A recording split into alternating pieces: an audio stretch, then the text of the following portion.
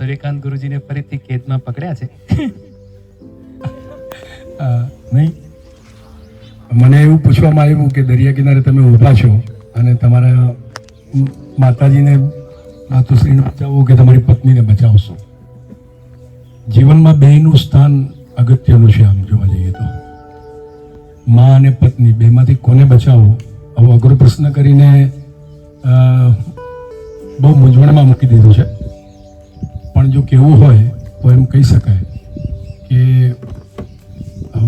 મા છે જેણે મને જન્મ આપ્યો અને પત્ની જે છે જે મારા ભરોસે અથવા તો મારી સાથે જોડાઈને 7 પગલાં મારી સાથે ફર્યા અને આખી જિંદગી પોતાનું સમર્પણ કર્યું. તો બે મારા માટે ઇમ્પોર્ટન્ટ તો છે જ. ક્યાં એવું પક્ષપાત તો હું કરી નથી શકતો કે કોને પહેલું બચાવો કરીને, પરંતુ આમ પૂછવામાં આવે કે ભાઈ કોણ, તો જરૂર મને એમ લાગે, જો કે હું સવાલમાંથી છૂટવા માંગતો નથી, પરંતુ હૃદયની જે વાત છે અને સત્ય છે, પત્ની પણ સામે બેઠી છે, પણ એને પણ ખબર છે કે મારે શું કરવું જોઈએ. એટલે મેં આમ કહીને એને ખબર પાડી દીધી કે મારે શું કરવું જોઈએ કરીને. કારણ કે જે માએ મને જન્મ આપ્યો, 9 માસ ગર્ભમાં રાખી મને પાડ્યો, પોષો, નાનાથી મોટો કર્યો. હું જ્યારે ઘણી વખત નાના બાળકોને જોઉં છું ને ત્યારે મને એમ લાગે કે આ નાના બાળકો જે પ્રમાણે વર્તન કરી રહ્યા છે, જે તોફાન કરી રહ્યા છે, પોટી કરી રહ્યા છે, કે પોટી કરતાં કરતાં પણ બાના ખોડામાં જઈને બેસી જાય છે, ખાવાનું આ કરે છે, ઉલટું સુલટું બધું કરે છે. તો હું મારા બાળપણને હજી પણ ઘણી વખત યાદ કરું છું કે આ જ બધું મેં કર્યું હશે. અને એ કરતાં કરતાં એ બધું સહન કરનારી મારી મા, જેણે મને નાનાથી મોટું કર્યું છે કે ભીનામાં એ સૂતીને સુકામાં મને સોડાવ્યો, એ જે મારી મા, જે મને લાયક બનાવ્યો, પરણવા માટે લાયક બનાવ્યો ને મને પરણવા માટે લાયક બનાવ્યો, અને હું એને પરણ્યો. એટલે જે મને લાયક બનાવ્યો છે, હું તો આમ જોવા જઈએ તો હું એ ચોક્કસ કરીશ કે પેલા મારી માને બચાવીશ. હા, મને ક્વેશ્ચન આપ્યો હતો સર, શું તમારા છોકરાઓને ઇંગ્લિશ મીડિયમમાં ભણાવવા જોઈએ? હા, મારી પાસે સાહેબ એ ટાઈમે એવી ઓપ્શન અવેલેબલ હતું કે મારે છોકરાઓને ઇંગ્લિશ મીડિયમમાં મૂકવા કે ગુજરાતી મીડિયમમાં, પણ મેં ગુજરાતી મીડિયમ જ ચૂઝ કર્યું હતું.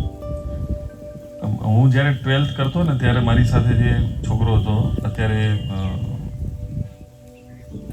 જજ છે હાઈકોર્ટમાં, બહુ સારી પોસ્ટ ઉપર છે, એ યુપીથી હતો, પણ એના પપ્પા અહીં રેલવેમાં હતા અને મારી સાથે ત્યાં રહેતો દિયોદર.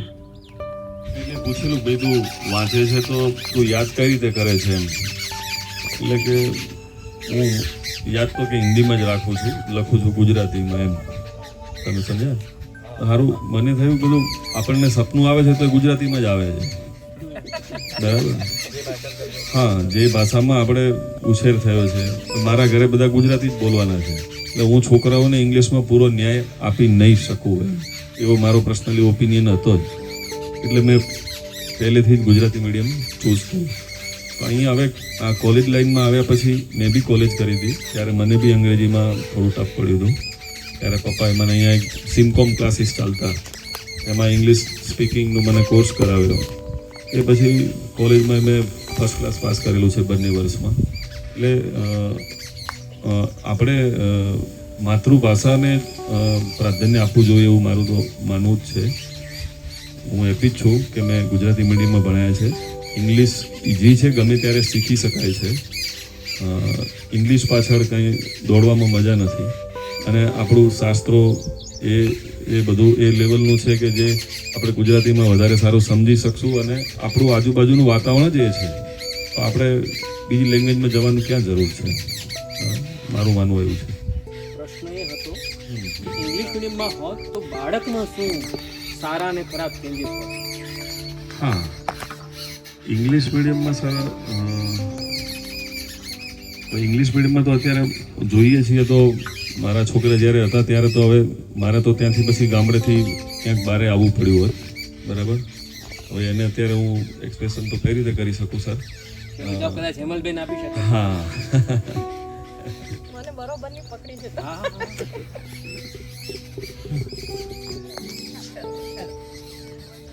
એટલે તમારો ક્વેશ્ચન એવો હતો કે અંગ્રેજીમાં કે મારી છોકરી પણ અંગ્રેજીમાં જ ભણે. એટલે જ તો તમને કહ્યું. અંગ્રેજી સારું પણ છે અને ખરાબ પણ છે.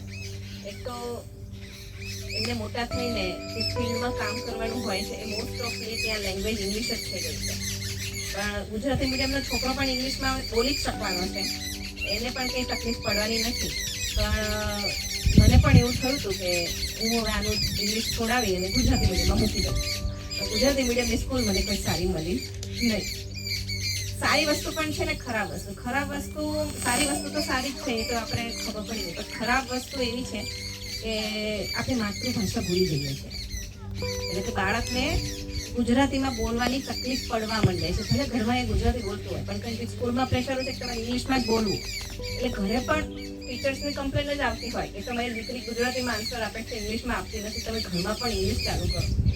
મેં ચોખ્ખી ના પડે છે, ના હું તો ગુજરાતીમાં જ બોલીશ, એને જેટલું ઇંગ્લિશ પકડવું હશે એટલું પકડશે.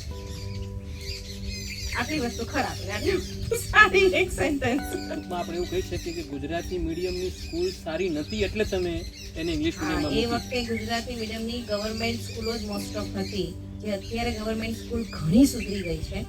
એ વખતે ભણાવતા જ નહોતા, અથવા તો ટીચર્સ એવા સિલેક્શન થયેલા હતા કે ઘણી બધી ગુજરાતી સ્કૂલોમાં એવું છે કે ભણાવતા જ નથી ટીચર, અને ખોટી સેલરી લઈને કામ ચલાવી રહ્યા છે. કેમ કે મારું પણ એક કામ એ જ છે કે ગુજરાતી મીડિયમના ગવર્મેન્ટ સ્કૂલમાં જે બાળકો ભણી રહ્યા છે એમની હું એક અલગથી ટ્યુશન ક્લાસ ચલાવું છું, જેમાં હું પૈસા નથી લેતી. પણ એ છોકરાઓને હજી પણ કખો બારાકડી આવડતી હોતી નથી. 5મા ધોરણનો છોકરો હોય તો પણ એને આવડતી નથી હોતી. 10મા ધોરણનો છોકરો હોય તો પણ એને ગણિતના દાખલાનું બેઝિક નોલેજ નથી હોતું. અમે પૂછીએ તો કે અમને ટીચરે ભણાવ્યું જ નથી. એટલે એનું રીઝન શું છે સાહેબ? આપણી શિક્ષણ વ્યવસ્થા ગવર્મેન્ટ તો બહુ જ કરે છે શિક્ષણ વ્યવસ્થા. આપણા લેવલના અમુક પેરેન્ટ્સમાં એક ટ્રેન્ડ છે કે છોકરાઓને ઇંગ્લિશ મીડિયમમાં જ મૂકવો એમ, સમજ્યા ને? ગુજરાતી મીડિયમમાં હવે તો આરટીઆઈ છે. આપણે કેમ નથી પૂછી શકતા કે તમે સ્કૂલમાં કેમ નથી ભણાવતા? ત્યાં ક્વોલિફાઈડ માણસો જ છે પણ કામ કરવું નથી. કામ નથી કેમ કરવું કે ત્યાં એવા લેવલના માણસો જ નથી પહોંચતા. આપણા જેવા પેરેન્ટ્સ નથી પહોંચતા કે ભાઈ એમને પૂછે કેમ તમે છોકરાને ભણાવ્યું નથી? ભાઈ આ સિલેબસમાં છે તો તમે કેટલે પહોંચ્યા છો એમ. આપણે પ્રાઇવેટ સ્કૂલમાં 5,000ના પેલા અમારી ત્યાં તો હવે 5-10,000 વાળા સ્ટુડન્ટ પેલા છોકરા છે સ્કૂલોમાં ટીચર, એ સ્કૂલોમાં મોકલે છે. પણ ગુજરાતી માધ્યમની સ્કૂલોમાં સંખ્યા નથી. બરાબર? ત્યાં સરસ સુવિધાઓ, હવે તો આ મોદી સરકારમાં સ્કૂલો કેવી મસ્ત બની છે, પણ ત્યાં મૂકવાવાળા પેરેન્ટ્સ નથી. આપણા જેવા જાગૃત પેરેન્ટ્સ નથી. એમ તકલીફ ત્યાં છે, ત્યાં પૂછતા નથી. ગવર્મેન્ટની આ આપણે જોવા જઈએ તો આરોગ્યમાં પણ ઘણી બધી ફેસિલિટી બધી છે, પણ ત્યાં કોઈને જવું નથી એમ.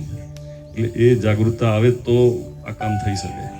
બાકી તો આપણને ગમે ત્યારે એ જ લાગશે કે સાલું ગુજરાતી મીડિયમની સ્કૂલો તો બરાબર નથી જ એમ, એ જ લાગશે એમ.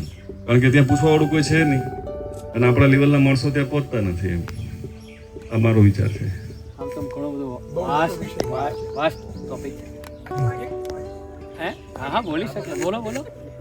મને કે અમારા સાસરી બી ગામડે જ છે અને મારું પિયર બી ત્યાં બધા એવું કહે છે કે સાહેબ એલેન વાળા છે ને તમે ગુજરાતી મીડિયમમાં ભણાવો છો. મને પણ એવું આ એક માન્યતા પણ આપણી થોડીક રોંગ છે. ઇંગ્લિશ મીડિયમ બધા દેશોમાં ઇંગ્લિશ જ ચાલે છે. 180 દેશ છે, એમાં 12 દેશ છે કે જે ઇંગ્લિશમાં વાતો કરે છે. જાપાન, ફ્રેન્ચ, આટલે સુધી કે આરબ દેશો જે અંગૂઠા છાપ કહેવાય છે ને એ લોકો પોતાની ભાષામાં વાત કરે છે.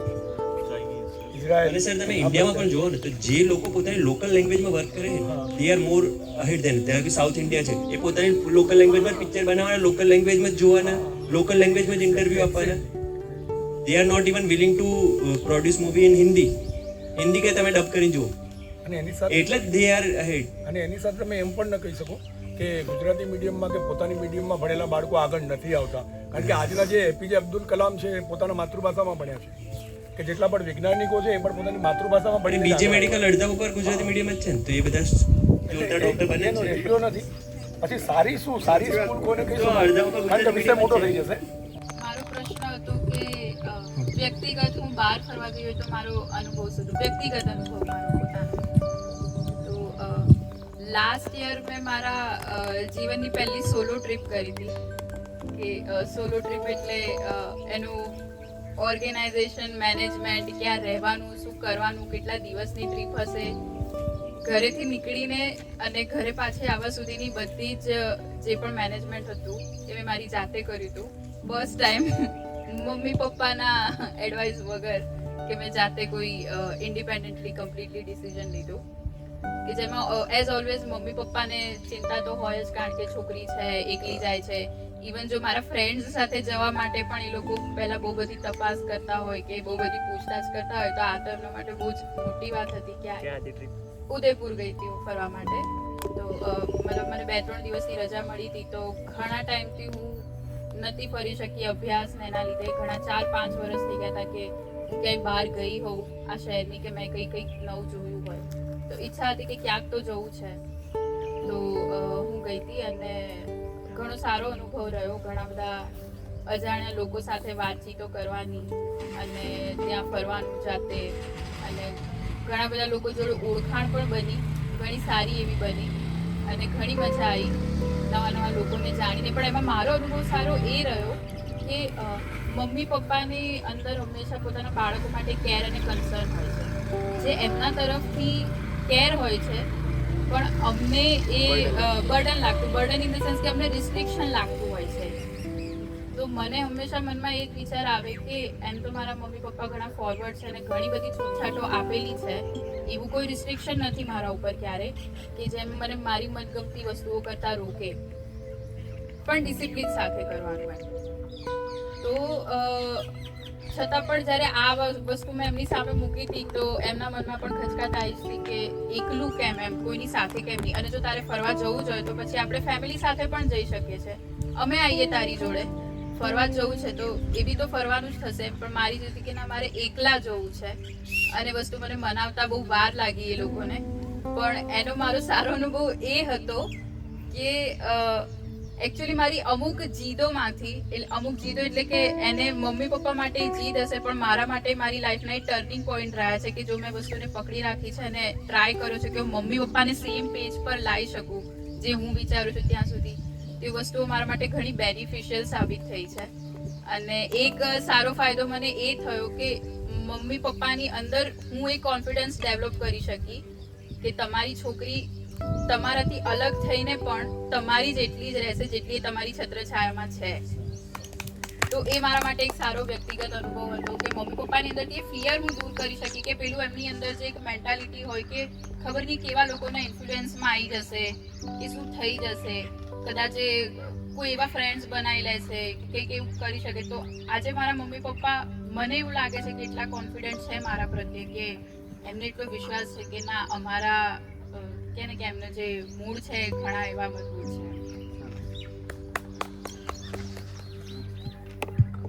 મારો પ્રશ્ન એમ હતો કે 1000 કરોડ રૂપિયા મળે 15 દિવસ માટે તો શું કરશો એમ તો મારે તો એક યુનિવર્સિટી બનાવવાની ઈચ્છા જ્યાં કોઈ ભણતર ના હોય એમ કે એટલે પોતપોતાની ઈચ્છા પ્રમાણેનું ભણતર ઇન ધ સેન્સ ભણતર ના હોય એટલે એવું નહીં કે કોઈ એવું નહીં પણ પોતાની ઈચ્છા જે હોય કે મારે આ જ કામ કરવું છે બસ એ જ ફાલતુ પિક્ચર કદાચ જોયું હોય તો બસ એવી એક યુનિવર્સિટી બનાવવાની ઈચ્છા છે એ કામ કરીશ તો બીજા 900 કરોડ હજુ બચશે હા 1000 કરોડ થઈ જાય જો એવી વધારે યુનિવર્સિટી બનાવી હોય તો મતલબ એક નથી બનાવી ગામડે બનાવી હા એટલા તો 1000 કરોડ બી ઓછા પડશે પછી તમારા આગળ માંગી લે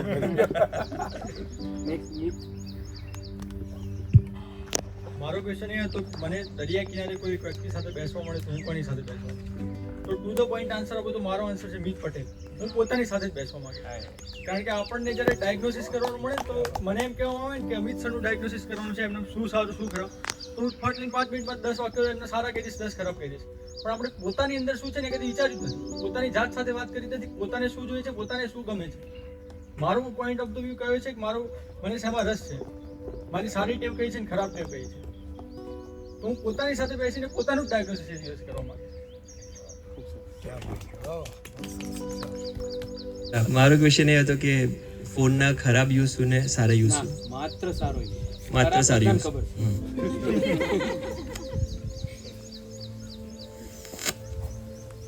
ફોનનો મતલબ એકદમ ટુ ધ પોઈન્ટ જોવા જવું તો સારા એપ્લિકેશન જે હોય છે ફોનમાં એની લોકોને અવેરનેસ નથી. એક બ્રેનલી નામનું એપ્લિકેશન છે, એક હેડવે નામનું એપ્લિકેશન છે. આ બધા એવા એપ્લિકેશન છે જે તમને તમારા ઓથેન્ટિક ડિઝાયર પ્રત્યે ડેવલપ કરશે. ધારો કે આપણી અંદર જેટલી પણ ઈચ્છાઓ છે એ બે ટાઈપની ઈચ્છાઓ છે. એક આપણી પોતાની સ્વયં ઈચ્છા અને એક બીજી બોરોડ ડિઝાયર, બીજાની ઉધાર લીધેલી ઈચ્છા. ઉધાર લીધેલા પૈસા કરતાં પણ ઉધાર લીધેલી ઈચ્છા બહુ ખરાબ કહેવાય. તો આજુબાજુના ઇન્ફ્લુઅન્સથી જે બધી આપણી બોરોડ ડિઝાયર આવી છે એ બધી ફોનની અંદર અમુક એપ્લિકેશન જે યુઝ કરીએ આપણે, તો જેમ મીતે કીધું ને કે દરિયા કિનારે બેસીને હું મારી પોતાની સાથે જ બેસવા માંગીશ, તો અમુક એપ્લિકેશન એવા છે કે જેને તમે રન કરો ને તો તમે પોતાની જાતની પર્સનલ ઈચ્છાઓ તમારી કઈ છે એમાં ક્વેશ્ચનરી ને એ બધું એવી રીતે સેટ કરેલું છે કે તમારી ઓથેન્ટિક ડિઝાયર શું છે એ બહાર આવશે. એવી રીતે દરિયા કિનારે બેસવાની જરૂર નહીં પડે, ફોન જ તમારો દરિયા કિનારો થઈ શકે છે જો તમે સારા એપ્લિકેશન સારી ટેકનોલોજી રીતે યુઝ કરો તો. કહીશ કે તમને કયું ટીવી ખરીદવું છે એની માટે તમે ઇન્ટરનેટ યુઝ કરો તો ધેટ ઇઝ ઓકે, પણ તમને કયું ટીવી ગમશે એની માટે પણ તમે ઇન્ટરનેટનો યુઝ કરો છો, મતલબ તમને શું ગમશે એની માટે પણ નેટ જોઈએ, દેન ઇન્ટરનેટ ઇઝ રોંગ. અત્યારે હાલ ધારો કે બધા પાસે ફોન હોત તો બધા પોતપોતાના ક્વેશ્ચનને ગૂગલ ઉપર એક વાર તો સર્ચ કરી જ દે. અત્યારે હાલ જે અમિત સરે ક્વેશ્ચન પૂછ્યા એ બધા એક વખત તો બધા સર્ચ કરી જ દે કે આ કરીશ કે આ કરીશ કે આ કરીશ કે આ કરીશ. પણ અત્યારે હાલ જેટલાના પણ આન્સર નીકળે એ બધા ઓથેન્ટિક આન્સર નીકળે, વિધાઉટ એની ગૂગલ, વિધાઉટ એનીથિંગ. એકદમ રો લેંગ્વેજ જે પણ આપણને લાગતું હોય, જે શબ્દો જ્યારે શું છે એ બોલી દીધા. બરાબર.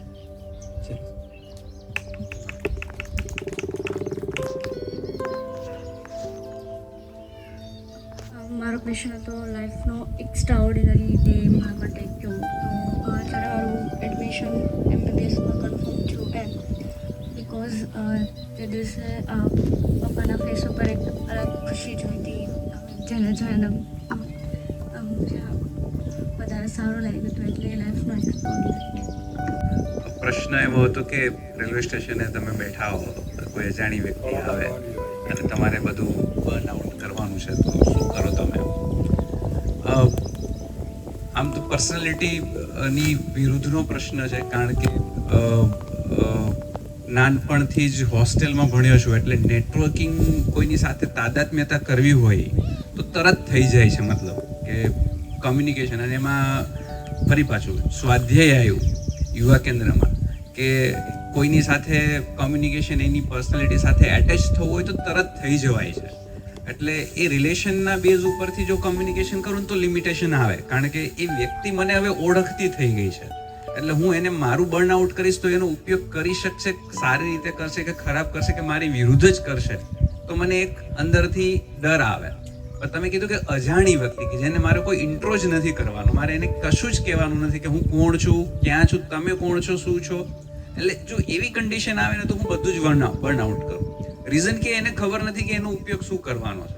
હા, એ જ કન્ડિશન કદાચ હું રિવર્સમાં મૂકું, વાયસ વર્ષામાં, કે ભાઈ હું અજાણી વ્યક્તિ છું આમના માટે, તો હું એવી રીતે વિચારીશ કે જો એ બર્નઆઉટ કંઈ પણ કરી અને એમનું બી જે બી વોશ આઉટ કરશે એના લીધે થઈને એમની પરિસ્થિતિ સારી થતી હશે, કન્ડિશન્સ ઇમ્પ્રૂવ થતી હશે, તો I would be happily available to there.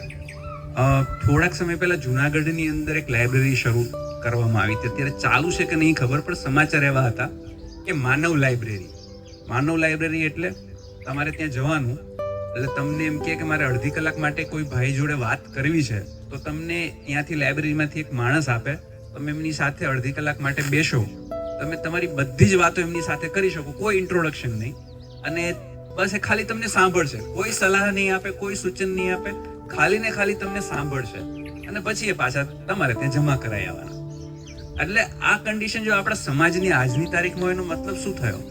આ પરિણામ શેના લીધે થઈને આવ્યું કે ભાઈ મારી પાસે એવું કોઈ વ્યક્તિ જ નથી કે જેની સામે હું આ મારા એક્સપ્રેશન, મારી જે કંઈ પણ પરિસ્થિતિ છે, અંદરની મનની પરિસ્થિતિ છે, હું એક્સપ્રેસ કરી શકું કોઈ પણની સામે. મારી પાસે એવો કોઈ મિત્ર નથી. ત્યારે જે લાઇબ્રેરી શરૂ થઈ, મારી જોડે એવો કોઈ ભય નથી, મારી જોડે કોઈ એવું વ્યક્તિત્વ નથી, ઇવન પત્ની પણ નથી કે જેની સાથે હું મારું બધું જ શેર કરી શકું, કે જેની સાથે 7 ફેરા લીધા છે એની સાથે પણ હું વાત કરવામાં આજની સમયની અંદર હું આજની પરિસ્થિતિની વાત કરું છું, આમની પરિસ્થિતિની વાત નથી કરતો. કારણ કે એ સમયના સંબંધો જે છે અને આજના સમયના સંબંધો છે, ડાયવોર્સ રેટની જે વાત થઈ રહી છે, તો એનું રિઝલ્ટ તો એ જ થયું ને કે પત્નીને પણ હું એને યોગ્ય નથી સમજતો કે જેની સાથે હું બધું જ શેર કરું. એટલે મારા માટે એવી ઘણી બધી વ્યક્તિત્વ છે નેટવર્કિંગની અંદર કે મારા મિત્રો છે, મારા ભાઈ છે, મારા સંબંધીઓ છે, મારા મામાની દીકરી છે કે જે હું કદાચ એવી ખચકાટ અનુભવતો કે ભાઈ હું મારી પત્નીને શેર ના કરું, પણ એક એવી વ્યક્તિ તો છે જેની જોડે હું બધું શેર કરું. અને એમાં પણ જો અજાણી વ્યક્તિ આવી તો મારા બાળપણના મારા ગુસ્સા કે મને શું કામ હોસ્ટેલમાં મૂક્યો, મારા મમ્મી પપ્પાએ મને દૂર કરવો હતો એટલા માટે મને મૂકી દીધો, મને રાખવો નતો, મારા નાના ભાઈને બધું મળી જાય ને મને ના મળે, આ બધા એક્સપ્રેશન્સ. પછી થોડાક મોટા થયા, સ્કૂલની અંદર આવ્યા, મારું એક્સપ્લોઇટેશન, હું શરીરમાં નબળો હતો એટલે કોઈની જોડે ઝઘડો ના કરી શકતો, હંમેશા માર જ ખાધો છે. સ્કૂલ મેટ્સનો રૂમની અંદર હોસ્ટેલમાં 20 જણા રહેતા, એટલે કંઈ પણ કામ કરવું હોય ના કરીએ તો સૌથી પહેલા મારે અને પછી વાત કરે કે ના તે શું કામ ના કર્યું. તમારી મજાક ઉડાડવામાં આવે. તમે એટલા ભોળા હતા કે તમને સારું શું ખરાબ શું એ જ ખબર નથી પડતી. આ તમે આને કદાચ ખબર નહીં કઈ રીતે લઈ શકો, મારો પર્સનલ એક્સપિરિયન્સ શેર કરું કે મને 6th સ્ટાન્ડર્ડમાં ફર્સ્ટ એડમિશન થયું નવોદયમાં. એટલે ત્યારે એવું હતું કોમ્બિનેશનમાં કે નાનું બાળક અને મોટા બાળકને જોડે રાખવાનું, 10th સ્ટાન્ડર્ડ અને 6th સ્ટાન્ડર્ડ, કારણ કે 10મા ધોરણવાળાએ 6ઠ્ઠા ધોરણવાળાનું ધ્યાન રાખવાનું, કારણ કે બધું નવું જ એડમિશન હોય એટલે એને કોઈ પણ તકલીફ હોય તો એની જોડે ધ્યાન રાખવાનું.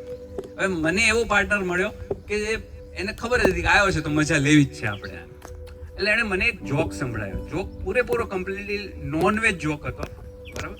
એટલે મેં સાંભળી લીધો, મને ખબર જ એવું ભાન જ નહોતું એમ.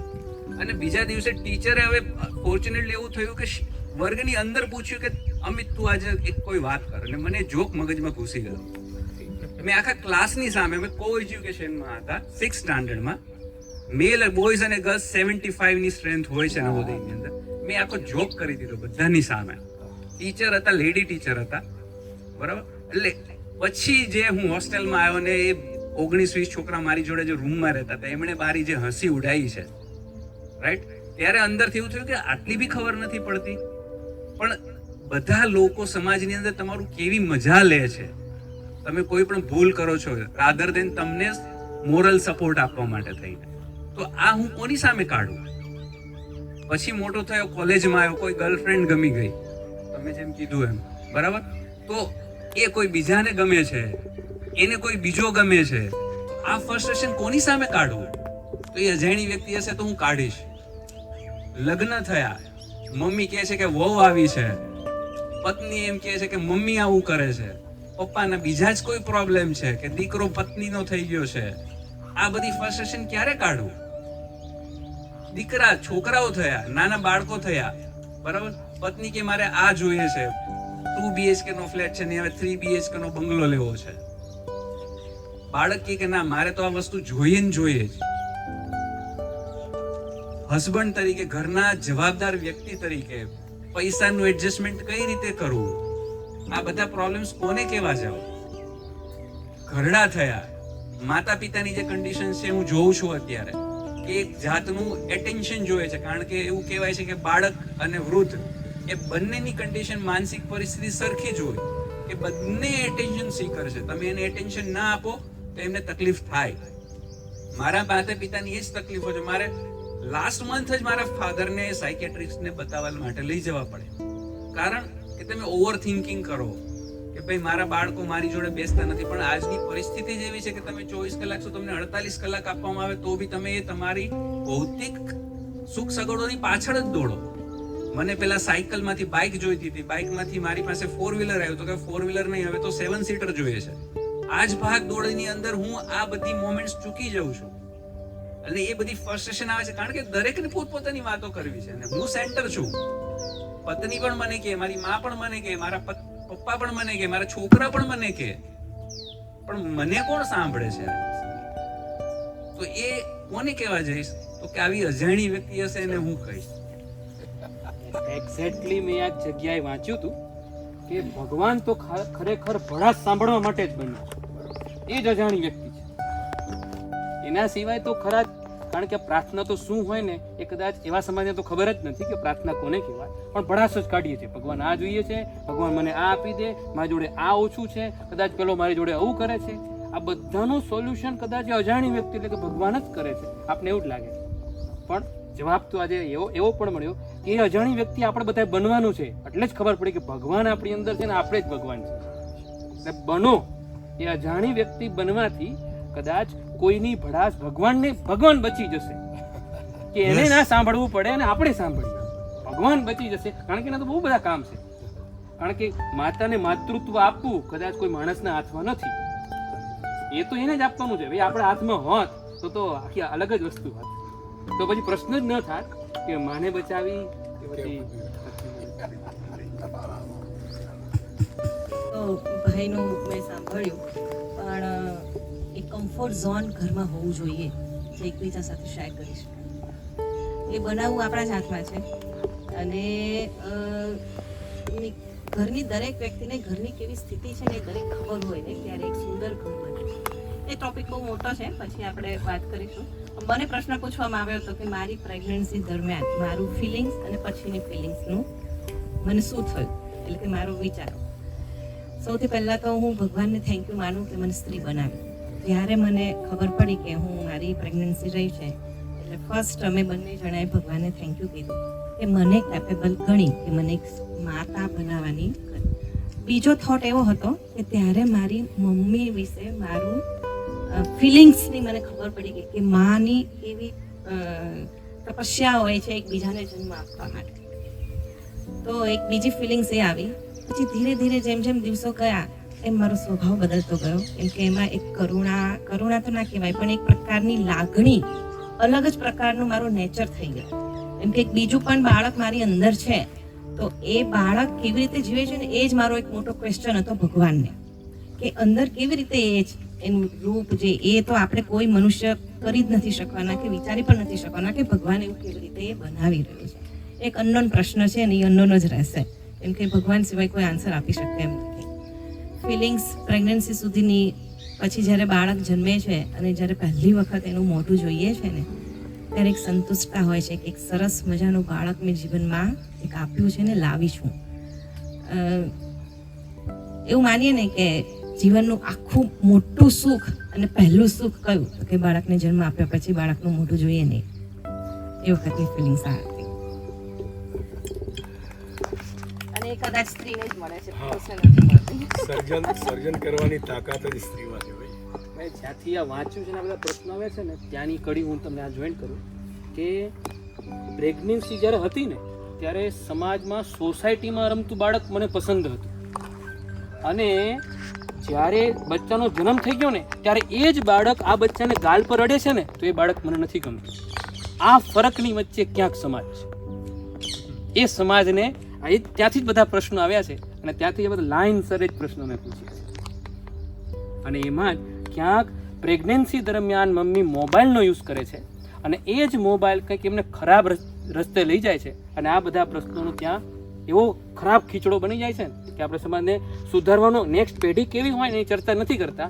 એટલે આપણે કદાચ માની લઈએ છીએ કે ઇંગ્લિશ મીડિયમમાં જ ભણાવવું જોઈએ. બધા ભણાવે છે. આપણી પાસે 4 વ્હીલ હોવાની કેપેસિટી છતાં આપણે મેટ્રોમાં બેસી શકીએ છીએ એવી લાયકાત ધરાવીએ છીએ, છતાં નથી બેસતા. એનું કારણ આ પ્રેગ્નન્સી દરમિયાન જન્મ્યું છે એવું એક ઓથરે કહ્યું છે. વિચાર એટલે એના જ થોટ અંદર આવતા હોય આવી છે. રહ્યા છે. જેવું વાંચીએ છીએ, જે રીતે રહીએ છીએ એ જ વસ્તુ બાળકમાં હોય છે. નેક્સ્ટ છેલ્લો પ્રશ્ન, ખરેખર છેલ્લો રહ્યો. છેલ્લો એટલે છેલ્લો રહ્યો. તમે શું એક્સપેક્ટેશન રાખો તમારી ડોટરથી? તમે કોઈને શેર નહીં કરો પણ મનમાં હોય કે હું મારી ડોટરને આવી રીતે જોઉં. મારા ફાધર બી એવું એક્સપેક્ટેશન રાખતા હશે ને મારી જોડે. બહુ મોટો ક્વેશ્ચન છે. એટલે એ મને બહુ યોગ્ય વ્યક્તિને પૂછ્યું છે.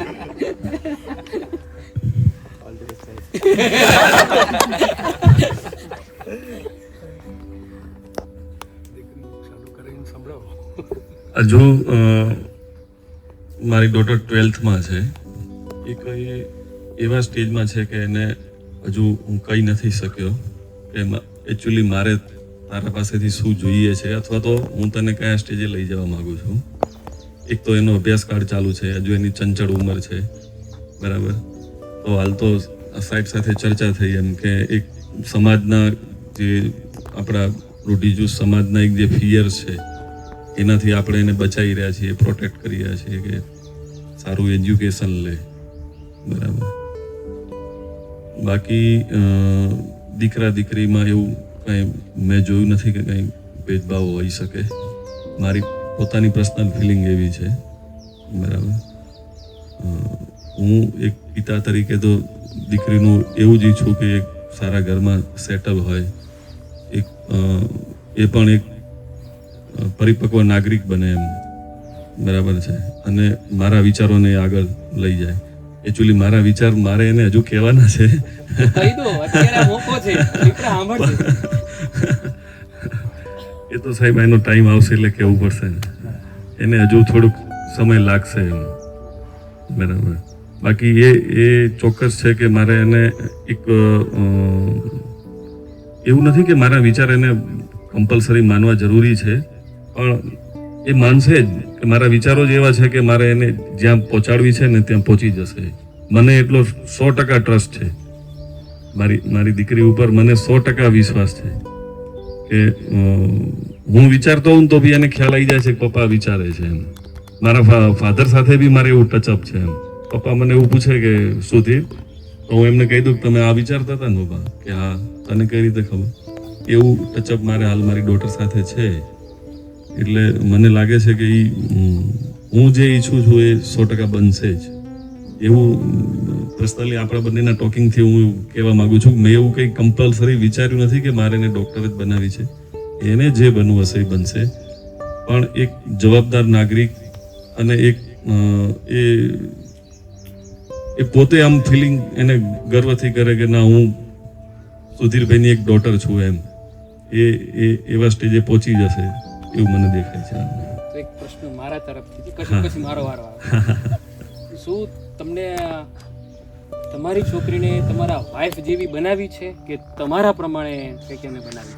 ના, મારા વાઈફ જેવી જ બનાવી છે સાહેબ. વાહ વાહ, આજે ખુશ થઈ જશે. તમારા પ્રશ્નને મજા આવે.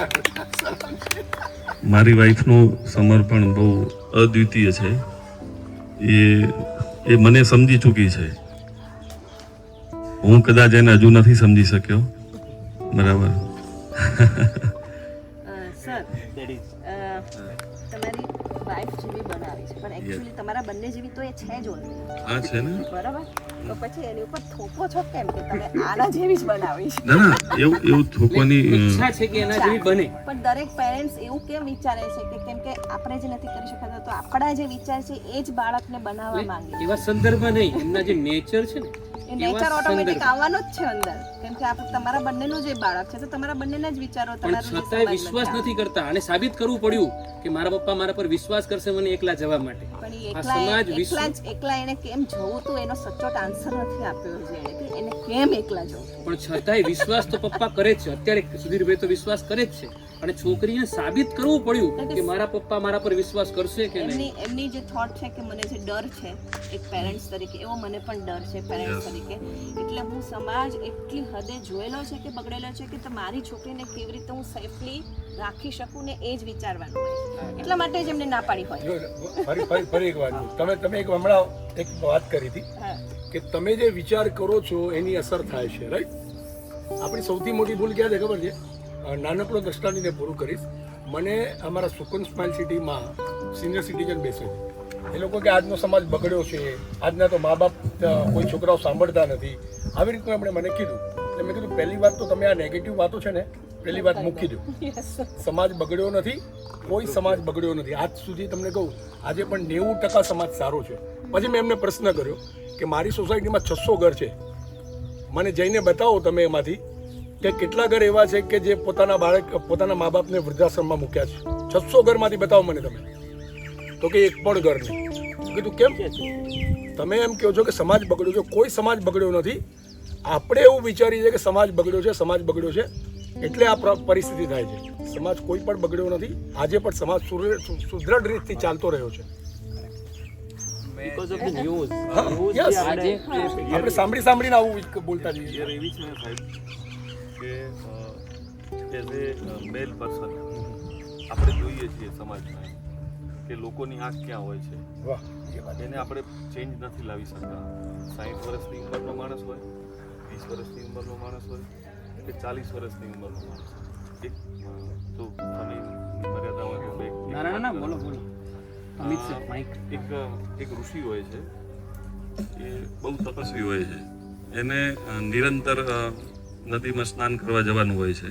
રસ્તામાં એક ગણિકાનું ઘર આવતું હોય છે પરમેનન્ટ. એને જવાના રસ્તા ઉપર એ ગણિકાનું ઘર આવે છે.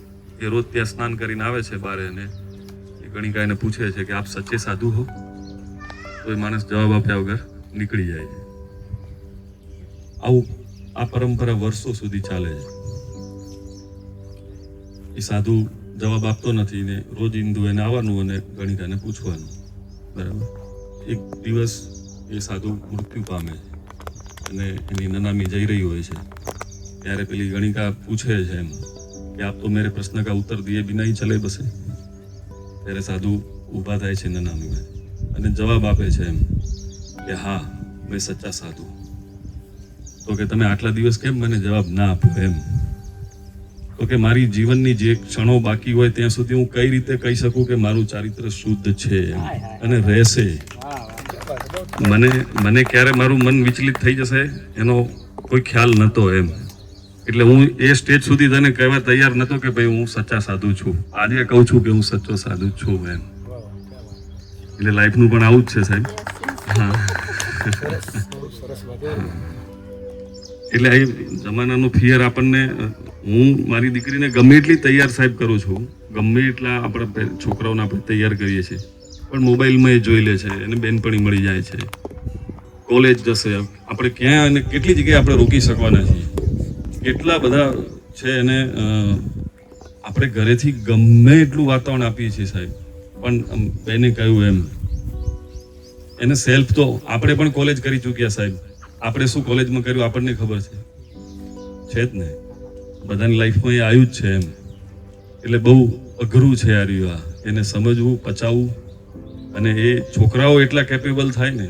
તમે મને જે પ્રશ્ન કર્યો ને એ મારે એને કહેવો છે હજુ, પણ એક એની એ પ્રશ્નને એને મારા વાચાને એને પચાવવાની એનામાં સ્ટ્રેન્થ આવે ત્યારે એને હું સમજાવી શકું ને.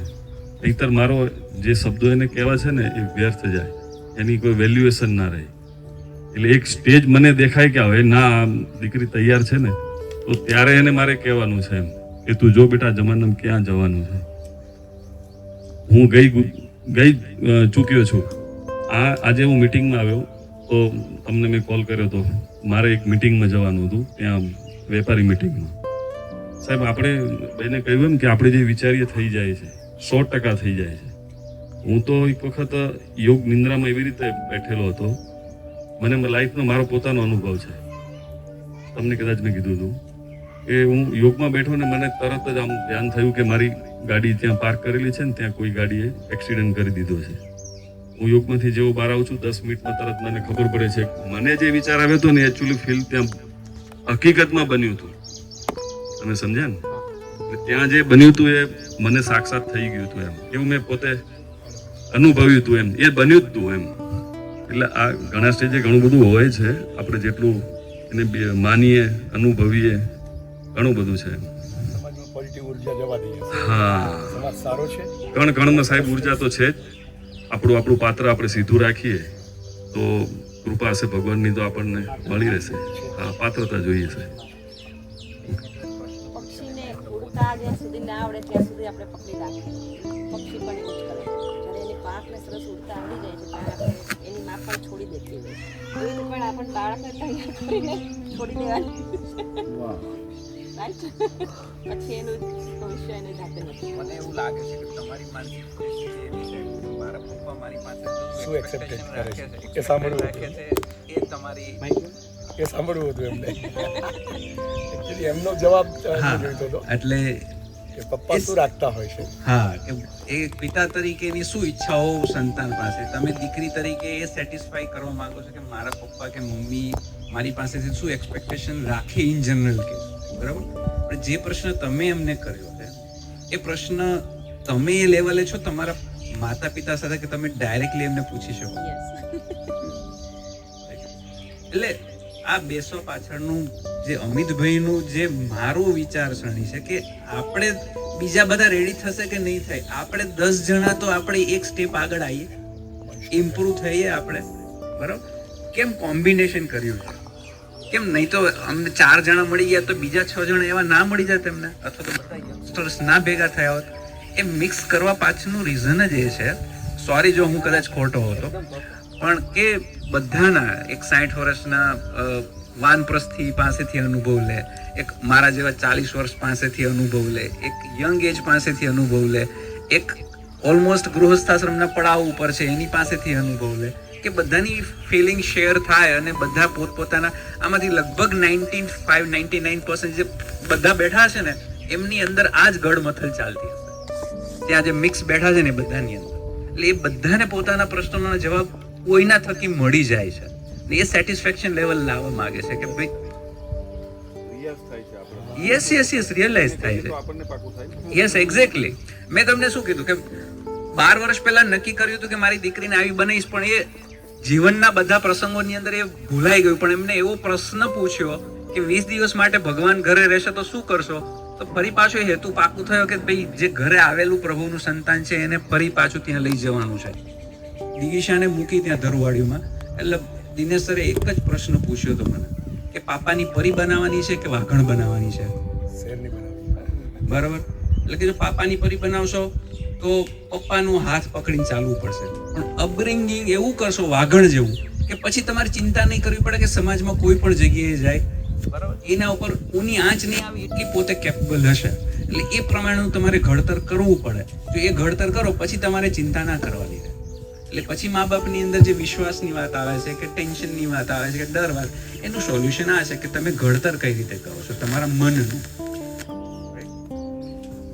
આમ તો મને વચ્ચેથી આઈડિયા આવી ગયેલો કે સપ્તરંગને આપણે એક અલગ જગ્યા પર લઈ જઈશું. એટલે સપ્તરંગનું બીજો 12મી મે પર મેં નક્કી જ કરી નાખ્યું હતું કે 12મી મે આ સપ્તરંગ જેવું થાય એવું બીજું પણ 12મી મે પર હું કરીશ. એની અંદર અને જેની અંદર માતાઓ બોલાવવાની છે. 6 માતાઓ મેં મારા મગજમાં નક્કી કરી રાખી છે. એમના બાળકનું ઉછેર અને બધાની ઉંમર અલગ. આનું કારણ કદાચ મેં બધાને સાથે શેર પણ કર્યું છે.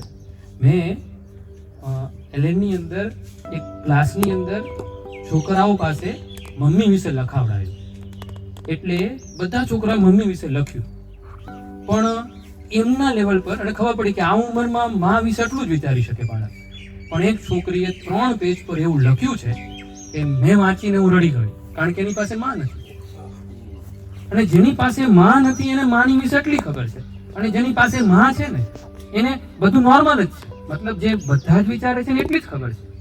તો ત્યારે મારા મગજમાં નેક્સ્ટ વિચાર એવો આવ્યો કે ખરેખર આપણે એવી જ માને પૂછીએ જે ખરેખર માં છે અને એની પણ કોઈ માં છે. એટલે નેક્સ્ટ બાળકના ઉછેર માટેનો જે સપ્તરંગનો કાર્યક્રમ આપણે નેક્સ્ટ કરીશું. એના માટે ફરીથી તમારા બધાના વિચારોને રિચાર્જ કરવા માટે એક નાટક આપણે જોઈશું, અને નાટક પછી ફરીથી તમારા 10ના નાટક પરના રિવ્યુ, એટલે કે એમાંથી તમે શું શીખ્યા, જોઈએ જુદી જુદી ઉંમરના લોકો શું શીખી રહે. કારણ કે આજે એક એવું મૂવી છે જે બધાને ગમ્યું, મોટા પડતા ભાગના લોકોને ગમ્યું, પણ ખરેખર એ મૂવીમાં કાંઈ નથી. અને ખરેખર જે મૂવી ચાલવું જોઈએ, જેમાંથી સમજણ ઊભી થવી જોઈએ, એવી સમજણ લોકોમાં નથી. એટલે ક્યાંક સમજણનો ફરક છે. જોઈએ કોની કેવી સમજણ છે. આપણે એક નાટકની રજૂઆત થોડા ટાઈમ પછી જોઈએ.